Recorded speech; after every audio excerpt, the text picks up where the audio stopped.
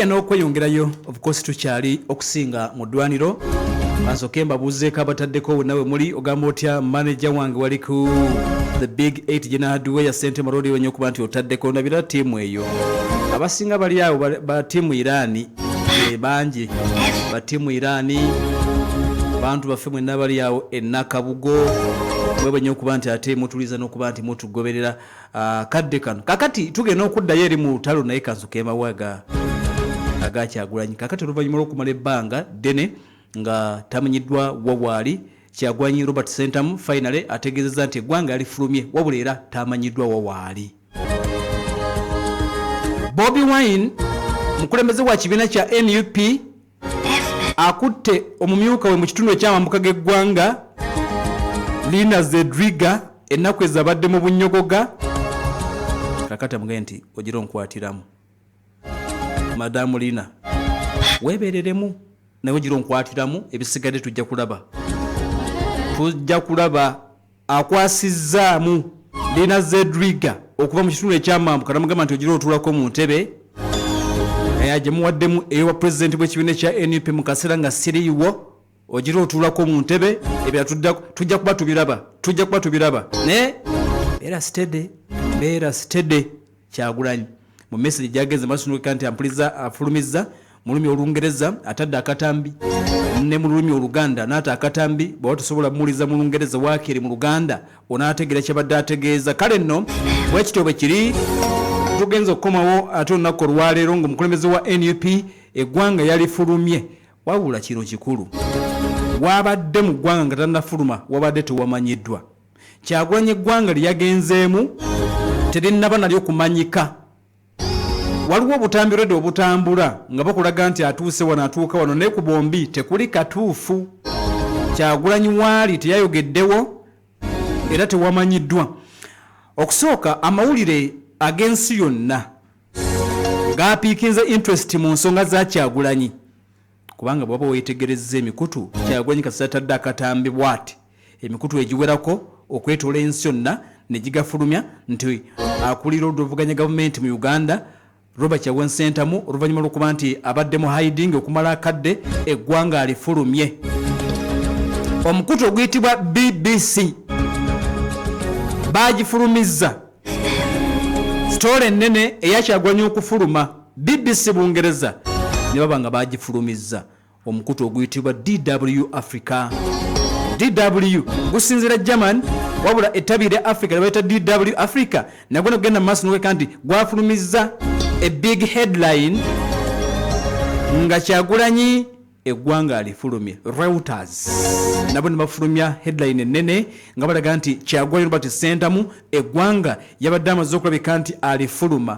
Emikutu emirala nga bwe gyagenze maaso nokulabika nti gyalesa amawulire akwabaddeko africanews.com ne bagamba nti Robert Kyagulanyi Ssentamu Bobi Wine eggwanga yabadde agenze maaso n'okulabika nti munnange yalifulumye.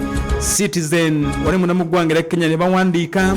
The Times okuva munda mu ggwanga erya Bungereza ne bagenda maaso n'okulabika nti bawandiise.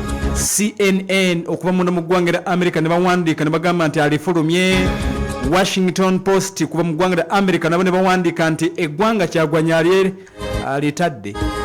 AP News ne bawandiika, Spectrum ne bawandiika, France 24 ne bawandiika n'emikutu ampuliriza emirala okwetoola ensi yonna wabula nga bwe nkubuulidde emikutu gino gyonna egyawandiise nti Robert Kyagulanyi Ssentamu eggwanga yalifulumye tewali yawandiise nti yagenze wano era tewali yawandiise nti yavudde wano. Kaakati Bobi Wine we yavudde tewamanyiddwa we yagenze tewamanyiddwa wabula na kino kikulu NB yagambye nti eggwanga nifulumyemu for a while mu kaseera katono ndowooza ajja kudda yagambye for a while nfulumyemu naye kitegeeza nti akomawo gwe tuyina yagenze kukola ki tetumanyi. Kale no mbwebito bigenda maaso n'okubika nti oba oliawo biyitambula aga Kyagulanyi geego sina malala gasingakaawo engeri gyafulumyemu eggwanga eyo sinnaba ku munnange kuleka nti njimanya zibadde speculations ebisigadde bitwale nti zikyali ŋŋambo abamu nga bagamba nti yayise Kenya, abamu nga bagamba nti yali yafuluma dda Kyagulanyi Ssentamu, abamu nga bagamba nti yayise Rwanda, abamu nga bagamba nti yayise bwe bibira by'e Congo nti kale era bwetu bweri tewali kira kingenda kugamba kisingako awo okujjako ebyo. Era ogenda kukkiriza nkuze munda mu ggwanga eritibwa erya Iran twongera okwetegereza ag'olutalo nga bwe gatambula agasitwago geego sayidi yammwe nga bamugagala katweyongereyo. Report in depth.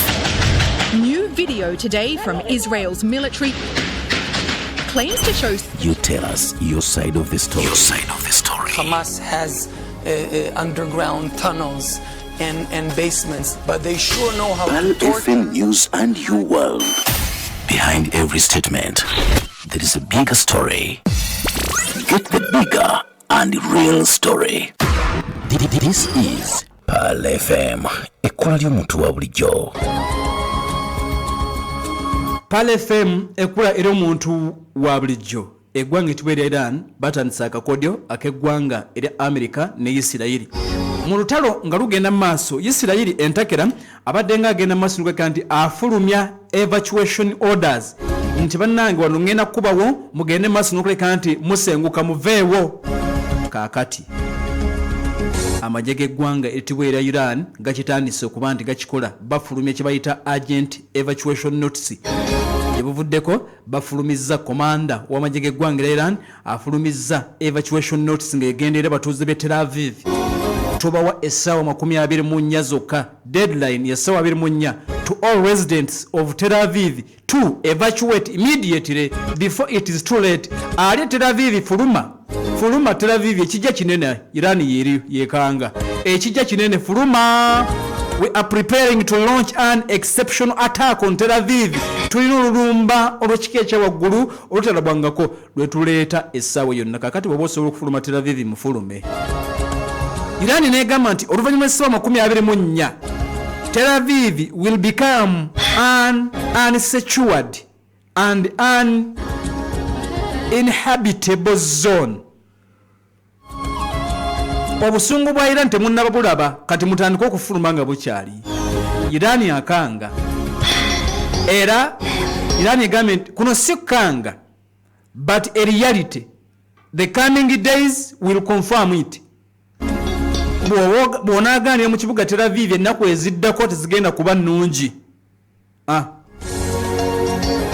Yabadde Iran ye message bafulumizza. Babagambye ab'e Tel Aviv nti ekibuga ekyo bw'oba osobola kifuluma kifulume. Ennaku eziddako tezigenda kubeera nnungi.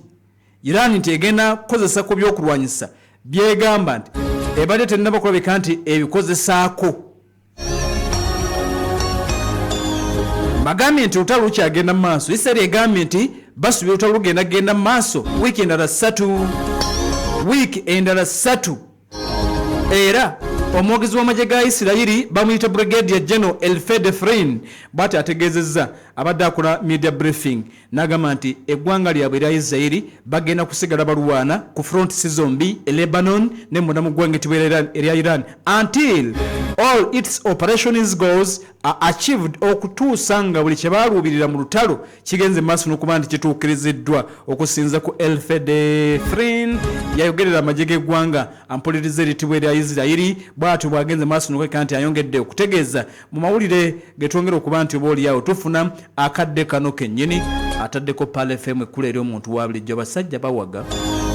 Abasajja bawaga okukamala buli omu awaga. Eggwanga eritibwa erya Iran baba tubategeezezza nti waliwo obulumbaganyi obwakoleddwa ku ggwanga lyabwe era yensonga lwaki nti bagenze maaso n'okweka nti bazzeemu okutagetinga UAE.